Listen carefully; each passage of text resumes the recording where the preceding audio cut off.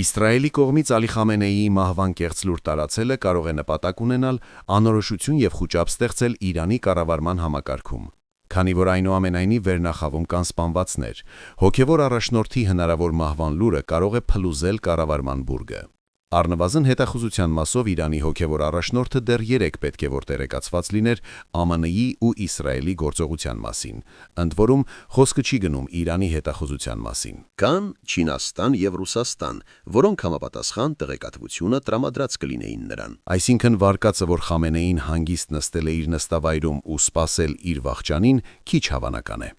Հենց սկսվեցին Թեհրանին հարվածները, իրանական մամուլը լուր տարածեց, որ Ալի Խամենեին վաղուց լքել է Թեհրանը ու գտնվում է ապահով վայրում։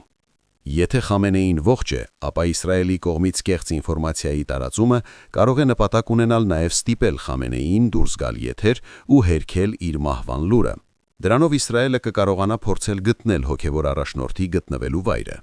Գուցե նման հաշվարկ ևս կա։ Եթե ամփոփենք, ապա հստակ որևէ բան ասելը դժվար է, բայց առկա տեղեկատվության վերլուծությունը հուշում է, որ 86-ամյա Խամենեին ավելի շատ ողջ է, քան սպանված, գոնե թե այս պահի դրությամբ։